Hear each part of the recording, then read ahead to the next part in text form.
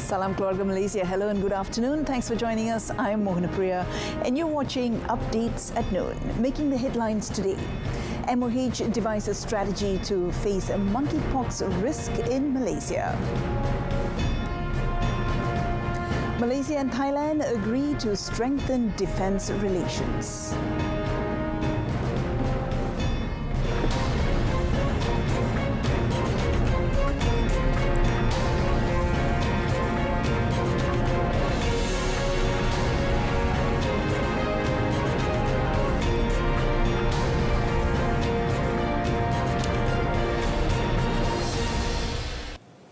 Prime Minister Datuk Seri Ismail Sabri Yaakob today held a business prospect meeting with leading companies in Japan. The meeting is paving more business opportunities to the companies to expand their investments in Malaysia. The meeting was attended by presidents and chief executive officers from Mitsubishi Power, Rom Wako, Mitsui Fudosan and the Japan-Malaysia Economic Association, Jamaica. Mitsubishi Power Limited, an energy solution company, intends to upgrade its turbine gas power plants network in Malaysia.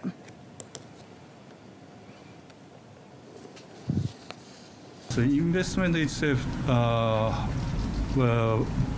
in order to provide the operation and maintenance service for our advanced gas turbine, it's really need to talk with local companies in terms of the labor support and in terms of the technician support.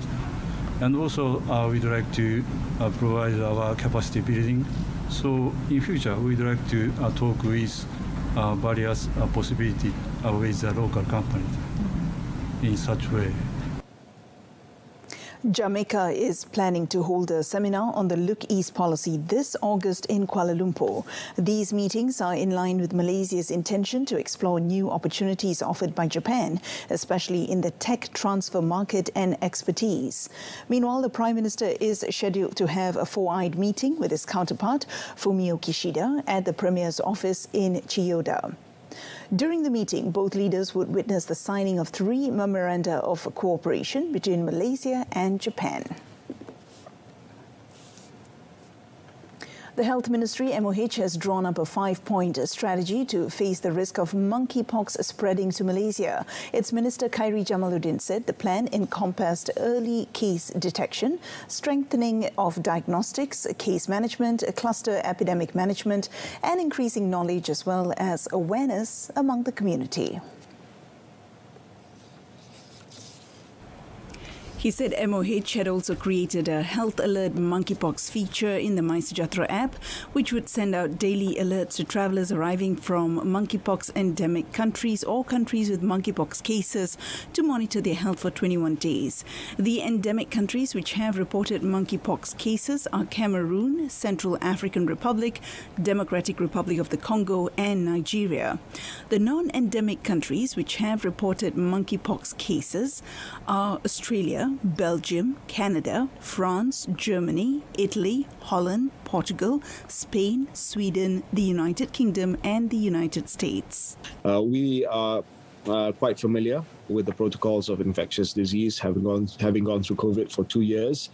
So the protocols of isolation and contact tracing and the utilization of MySejahtera home surveillance order will also be replicated should there be an outbreak of monkeypox in Malaysia. I'd like to reiterate, though, as of today, there are no cases of monkeypox in Malaysia. Khairi said MOH planned to vaccinate close contacts if monkeypox infections were detected among any individuals. He said so far there are 2 laboratories which can conduct monkeypox tests, namely the Institute for Medical Research IMR and the National Public Health Laboratory MKAK under the MOH. MOH will also add 4 more MKAKs in Sarawak and Hospital Langkawi for detection of the monkeypox virus. The government has not made a decision on the proposal by Malaysia's four largest telecommunication companies, telcos, which are seeking a majority stake in the state 5G agency Digital Nasional Berhad (DNB). Communications and Multimedia Minister Tan Sri Anwar Musa said the matter will be discussed with the Finance Minister Tengku Datuk Sri Zafrul Tengku Abdul Aziz, and the government will respond on the request made by the telcos as soon as possible. Masa kita membuat tawaran, saya nak terangkan sikit, kita dah fikir banyak kali apa yang patut kita buat.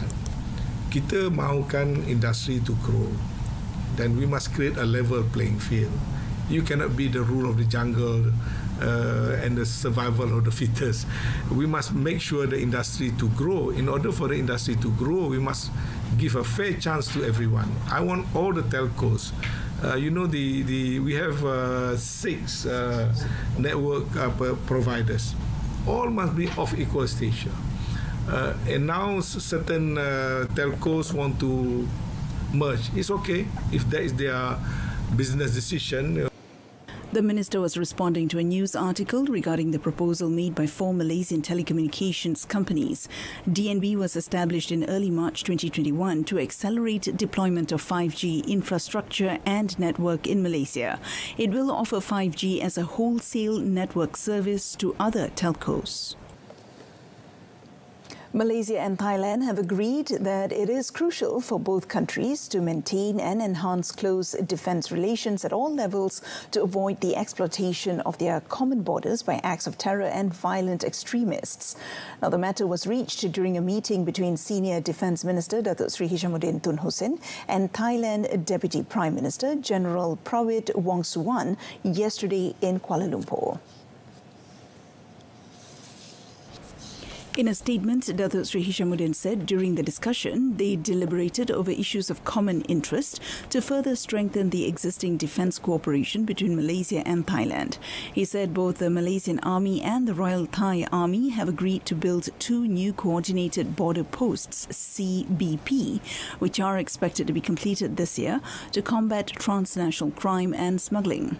Both countries will also increase the military-to-military cooperation between the Malaysian Armed Forces and Royal Thai Armed Forces in the areas of training, courses and joint exercises. According to him, Prawit is also highly supportive of Malaysia's proposal to elevate the defence cooperation in the Malacca Straits Patrol, MSP, to a quadrilateral ministerial meeting with the participation of the defence ministers from Malaysia, Indonesia, Singapore and Thailand. Earlier, Prawit and his delegation arrived at the Wisma Pertahanan for their first courtesy call since the COVID-19 pandemic. Now, the increase in allowance for overseas students sponsored by Majlis Amanah Rakyat or MARA is still being studied. Rural Development Minister Datuk Sri Mazir Khalid said that the ministry would be meeting the group to look deeper into the issue of rising cost of living at their respective places of stay.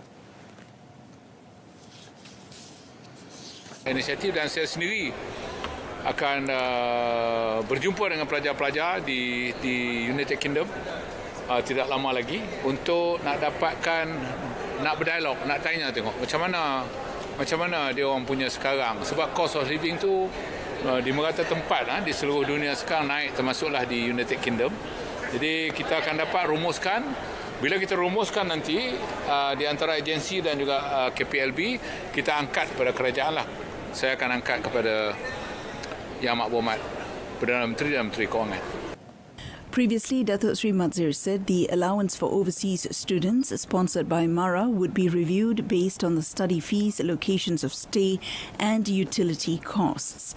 This process is being handled by the ministry through a study on the rising cost of living faced by the MARA-sponsored students overseas, particularly in the United Kingdom and Ireland.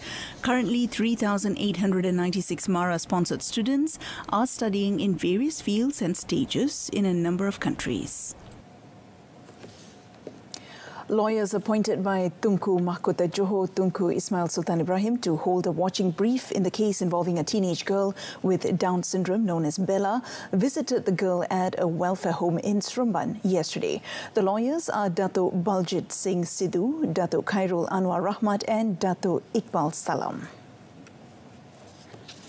According to Datuk Baljit, since they were appointed to hold a watching brief in the trial, this was the first time they had made a visit to see Bella's condition at the care centre.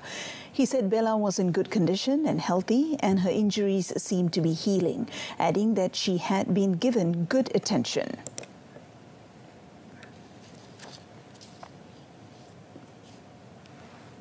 Pihak kami juga memohon supaya pembicaraan ini dapat dilengkapkan segeralah demi kepentingan Bella sebagai seorang kanak-kanak. Kami tak boleh komen banyak kerana perkara ini masih berurusan di mahkamah. Kita harus hormati proses mahkamah lah. On 20th April, the Sessions Court allowed the application of lawyers appointed by Tunku Mahkota Johor to hold a watching brief in the trial of Rumah Bonda founder Siti Bainun Razali, who is charged with neglecting and abusing Bella.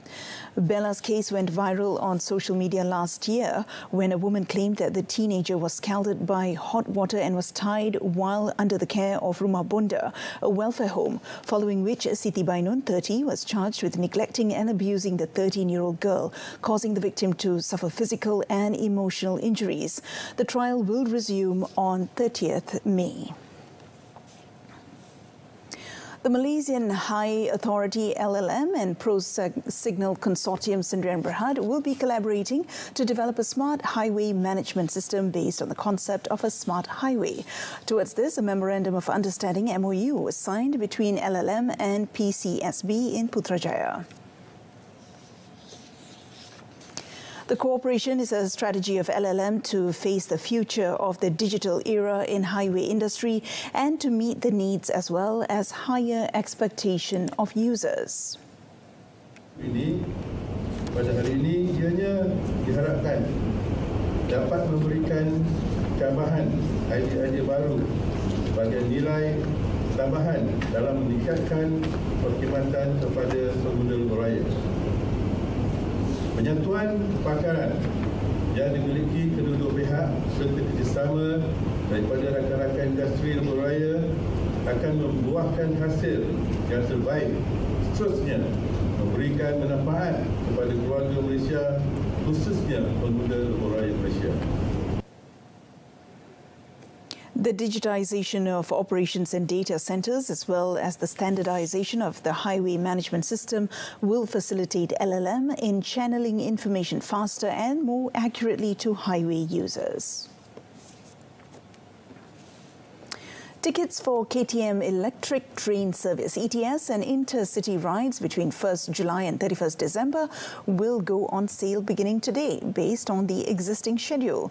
Ticket sales are open for a period of 6 months to let the public plan ahead, especially for those celebrating Eid al-Adha, school holidays and trips. In a statement, Kereta Api Tanah Melayu Berhad KTMB said that ETS services will operate with 32 services, consisting of 10 services for the KL Central Butterworth route, 10 for the KL Central Ipoh route, 8 for the KL Central Padang Besar route and 2 services each for the Gemas Butterworth and Gemas Padang Besar routes. The KTM Intercity service operates with 22 services consisting of 2 Express Timuran, 6 Express Selatan and 14 Shuttle Timuran.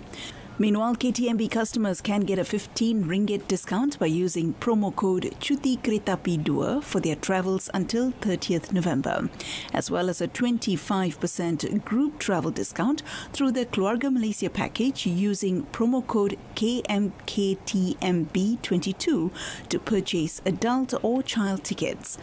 Tickets can be purchased through the KTMB mobile application or the KTMB website.